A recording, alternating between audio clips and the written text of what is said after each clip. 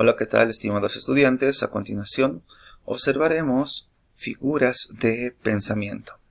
Ya llegando a la recta final del análisis de las figuras literarias, tenemos las figuras de pensamiento, las cuales inciden sobre el significado de las palabras. Estas se agruparán del siguiente modo. Como la primera figura de pensamiento tenemos la exposición. Consiste en insistir un asunto ampliando su comprensión. Sacado del libro de Job tenemos el siguiente ejemplo. Conviértase ese día en tinieblas y Yahvé allá arriba lo ignore para siempre, y que ningún rayo de luz resplandezca sobre él.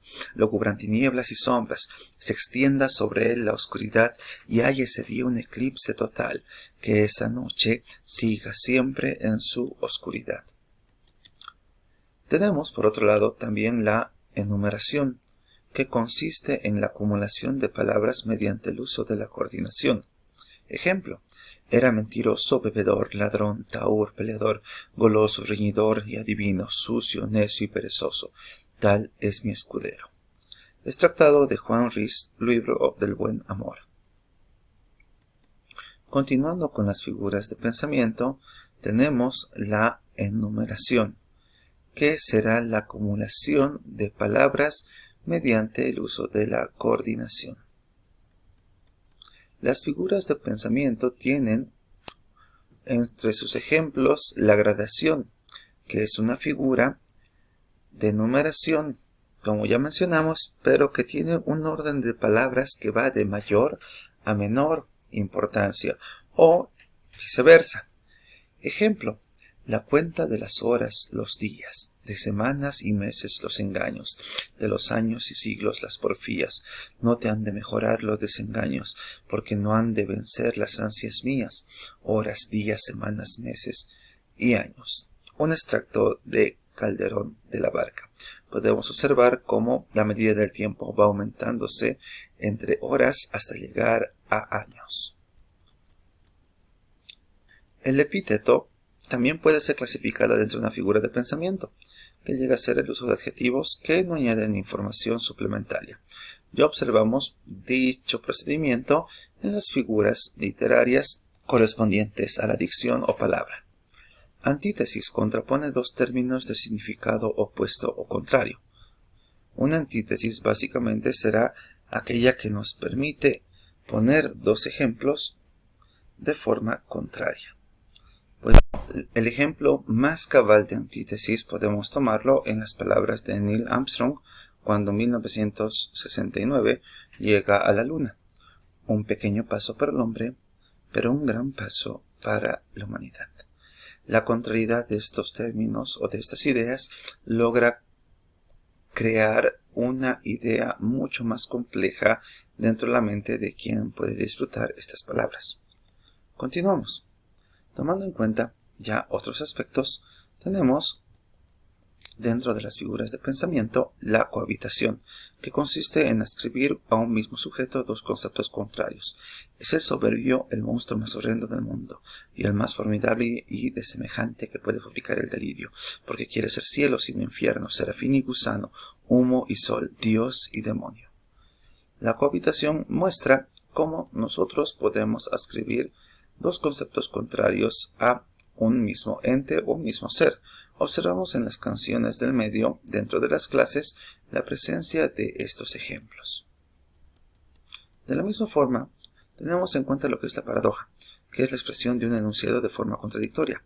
Al avaro, las riquezas lo hacen más pobre. Todos somos iguales, pero unos somos más iguales que otros.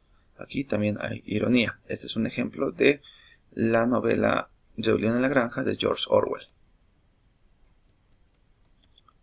De la misma forma, la paradoja estará presente dentro de las canciones propias de nuestro medio. En clases observaremos estas y podremos disfrutar porque tienen una riqueza cultural muy perenne en el tiempo. Nos pasamos a otra figura de pensamiento, que es la definición, que es la exposición de los rasgos definitorios de un objeto o sujeto. Ejemplo: la historia es madre de la verdad, emula el tiempo, depósito de las acciones, testigo de lo pasado, ejemplo de aviso de lo presente, advertencia del porvenir. De la misma forma tendremos la prosopografía, que es la descripción de los rasgos externos de un personaje. Era don Cayetano un viejecillo de 76 años, vivaracho, alegre, flaco, era míope y corregía el defecto con gafas de oro montadas en nariz larga y corva. Detrás de los cristales brillaban unos ojuelos inquietos, muy negros y redondos. Por otro lado, la etopeya será la descripción de los rasgos morales y psicológicos de una persona. Rosa, mi abuela, era una mujer cálida y amable, siempre dispuesta a estar ahí para ti, y aunque no era una mujer de mente abierta y moderna, sí era una mujer que sabía escuchar a todo aquel que necesitara ser escuchado, entendía tus problemas y siempre daba los mejores consejos. ¿Cómo no extrañar a una mujer así? Por otra parte, tomando en cuenta la prosopografía y la etopeya, juntándolas tenemos como resultado el retrato, que describe tanto los rasgos internos como externos de un personaje. Mi padre se llamaba Esteban Duarte Diniz y era portugués cuarentón, y alto y gordo como un monte. Tenía la color tostada y un estupendo bigote negro que se echaba para abajo. Era áspero y brusco y no toleraba que se le contradijese en nada, manía que yo respetaba por la cuenta que me tenía. Muy bien, podemos observar cómo en ciertas canciones de nuestro medio también estará presente el retrato, y en este caso haremos un análisis en clases de las canciones de Ricardo Arjona.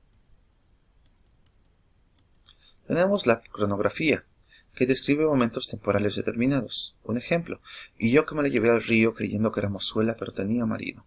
Fue en la noche de Santiago y casi por compromiso. Se apagaron los faroles y se encendieron los grillos. La casada infiel de Federico García Lorca llega a ser un ejemplo concreto de esta cronografía. A lo largo del poema se notan muchos saltos temporales e indicios de tiempo que nos logran crear una atmósfera que nos acerca hacia las propias emociones y sentimientos del poeta. Tenemos como siguiente figura de pensamiento la topografía, que es la descripción detallada de un lugar. Ejemplo: en el término del horizonte, bajo el cielo inflamado por nubes rojas, fundidas por los últimos rayos de sol, se extendía la cañada de montañas de la sierra. Pues bien, es un ejemplo de topografía que nos muestra un determinado lugar o paisaje. La ironía es un recurso literario que nos permite dar a entender lo contrario de lo que queremos decir. Un ejemplo: se nota que no sabes caminar. Es un ejemplo que podemos decir después de que alguien se haya tropezado. ¿Sí? Entender o dar a entender lo contrario de lo que decimos. Otra figura de pensamiento es la exclamación, que busca transmitir una emoción intensa. Con frecuencia hace uso de la exclamación. Cuánta nota dormía en sus cuerdas, como el pájaro duerme en las ramas, esperando la mano de nieve que se sabe arrancarlas. Es una poesía de Gustavo Adolfo Bécquer sobre la lira, que llega a ser el instrumento que acompaña mitológicamente a los poetas. Interrogación retórica, como su nombre lo indica, consiste en realizar una pregunta sin esperar respuesta. Es también llamada subyección. ¿Serás, amor, un largo adiós que no se acaba? Es una pregunta que nosotros realizamos para intensificar las ideas, no para requerir una respuesta por parte de quien las oiga.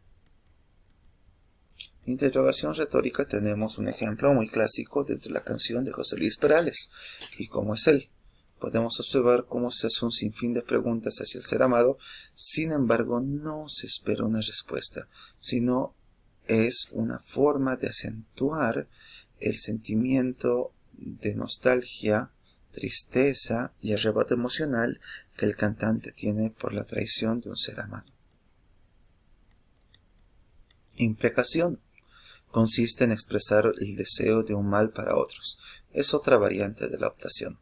La muerte causada pesará para siempre como cadenas de hierro en tu conciencia.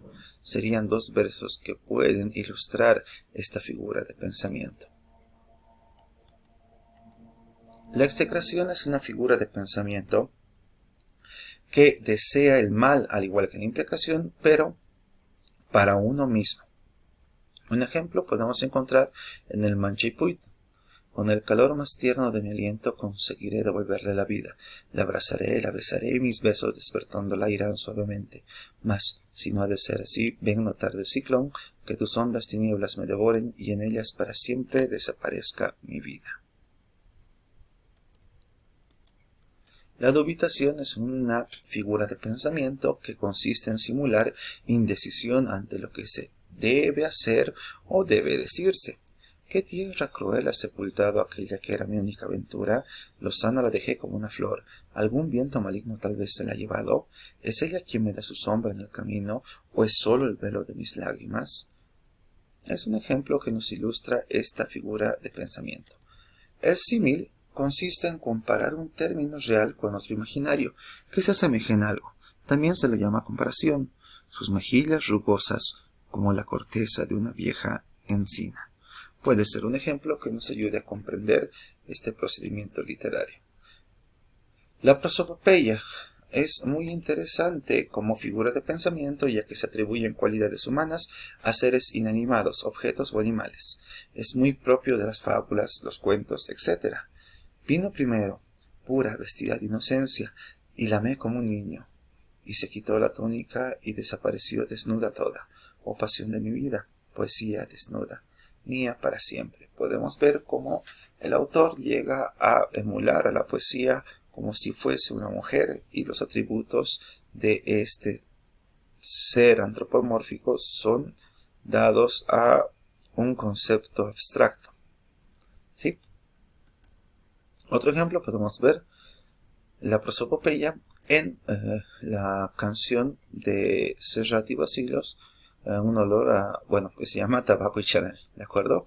Podemos observar cómo muchas de estas de estos objetos, como estrellas, como lunas, como olores de cigarrillos, llegan a tener cualidades humanas cuando nosotros sabemos muy bien que son ajenas a los mismos. Pues bien, es un ejemplo muy claro de prosopopeya. Y con esto hemos llegado al final de las explicaciones. Espero que haya sido de su agrado y nos vemos la siguiente sesión. Gracias.